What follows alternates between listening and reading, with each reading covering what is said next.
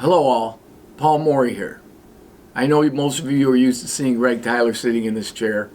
Unfortunately for all of us, he has decided to retire effective January 1, 2023. Per the UAW 600 bylaws, I will assume the office of president. And with that, Dwayne Glass will continue as bargaining rep with the additional duties of vice president. I have appointed Brian Matheson to bargaining committee, and his replacement will be Chris Miller. I'd like to welcome Chris into his full-time position in the room, and I want to thank him for all his efforts, and I know that we're going to continue on as we always have. Additionally, with the retirements of Jeff Squillets as a JAC rep and Gary Harler as a benefit rep, we have a couple of new appointees, and I just want to make sure everybody knows who they are. Mario Darren will be replacing Jeff Squillets on the JAC rep, and Eddie Thompson is replacing Gary Harler for benefits rep. Those office numbers remain the same. So, as always, we have an open door policy. Call us, you can email us. We're ready 24/7 to answer your issues. We are ready to answer any questions or concerns you have at any time. I do want to take a quick moment to thank Greg for his more than 30 years of service to Ford Motor Company, but more importantly, the time he spent in the committee room. Greg started as a committee man alternate, came into a district committee, worked his way through bargaining. He filled in on every position in the room and ultimately was our chairman. And I have to say, his honesty and integrity is an inspiration, and we plan to follow in his footsteps. And although there will be a void in our hearts for our friend, I can tell you there will be no void in leadership. With that, I'd like to mention a couple of things that are important.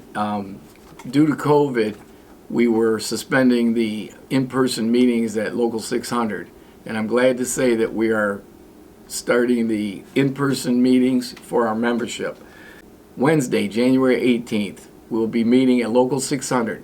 The times of the meetings will be 6 a.m., 7:30 a.m., then again at noon and 2 p.m. The main agenda item on that meeting will be to go over all the contract resolutions for the national agreement and for our local agreement for 2023. We will be reading each resolution, and the membership will be able to vote on adopting them to pass along to the negotiating committee at the International. We will also be approving resolutions for our local agreement. Both of those come up in September of 2023. So I'm glad to say we'll be able to meet once again in person monthly at Local 600. Just a quick reminder, we're currently in the open window period for the Heritage Bump. So those of you who would like to fill out a request to bump building departments, please do so at Labor Relations Office.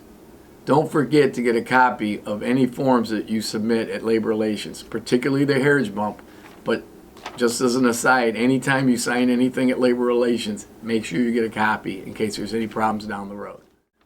We have been informed by Local 600 and the International Union that ballots for the International election runoff will be mailed to people on January 11th.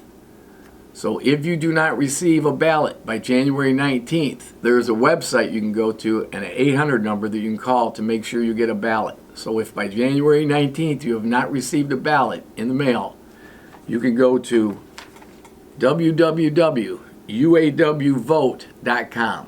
Again, that's www.uawvote.com. The 800 number is 855-433-8683.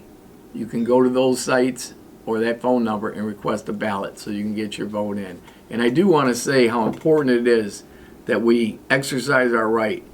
We're heading into the most consequential contract year that we've seen in probably our careers at Ford Motor Company.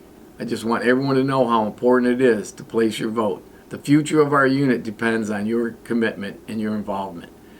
Only 10% of our entire UAW membership voted in the general election. I would like to see a far greater participation with this runoff vote.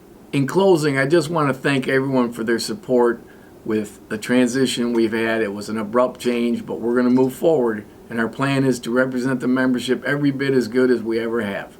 When you need us, we'll be there.